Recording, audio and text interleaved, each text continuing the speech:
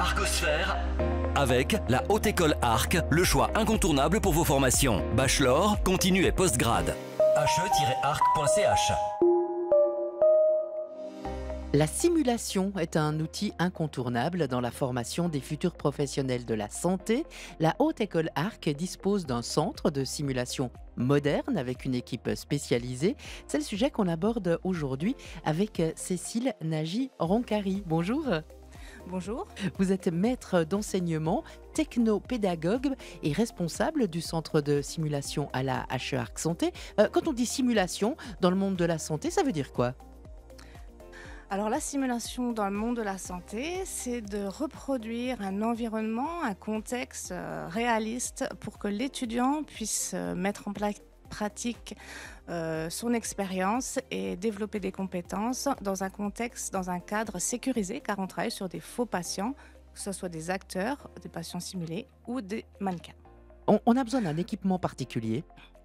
Alors, je vais vous donner un petit exemple. Si vous partez à vélo, vous avez besoin de vous équiper. Vous allez devoir anticiper le temps, la distance, le dénivelé, où vous voulez aller. Et puis, en fonction de tout ça, vous allez devoir équiper. Est-ce que je vais prendre tel cuissard, mes vieilles chaussures ou les nouvelles, quel vélo, etc. La simulation, elle sert aux étudiants à choisir quel équipement il va devoir utiliser et les tester, savoir si ses compétences elles sont adaptées ou s'il y a des choses à réajuster. Il y a différentes formes de simulation, parce que vous l'avez dit, on peut avoir des acteurs qui jouent les patients, on peut avoir des mannequins en plastique. Ça participe de ces différentes formes de simulation qui sont utilisées.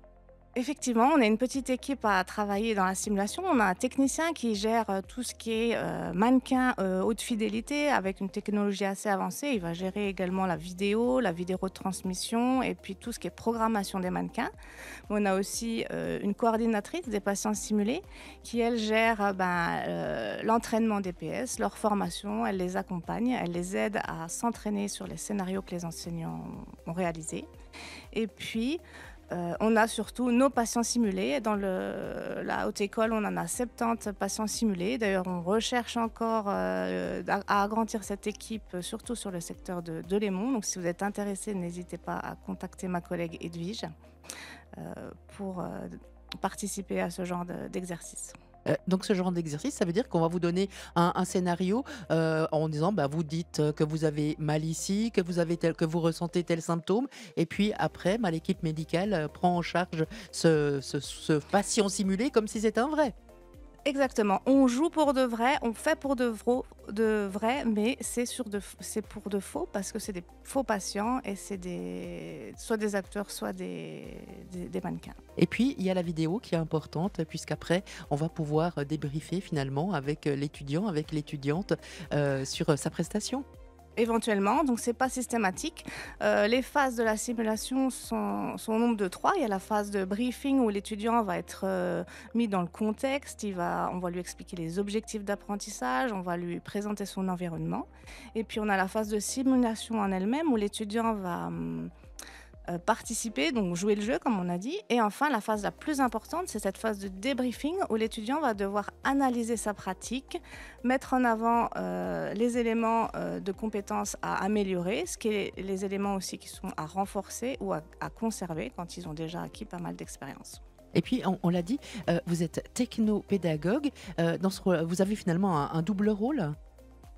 Alors effectivement, mon rôle principal, c'est d'accompagner les enseignants dans la création, la mise en œuvre et l'évaluation des simulations. J'ai à cœur aussi de développer cette philosophie de l'apprentissage par l'expérience auprès des étudiants. Et puis, je suis garante des bonnes pratiques en simulation. J'ai une autre casquette qui est de développer le centre de simulation auprès des partenaires, notamment des institutions socio-sanitaires, pour leur permettre de bénéficier de ce centre de simulation qui est vraiment riche en matériel innovant. Et on a vraiment le couteau suisse de la simulation qui va de la technologie assez avancée à des systèmes plus simples d'utilisation nécessitant moins de ressources humaines.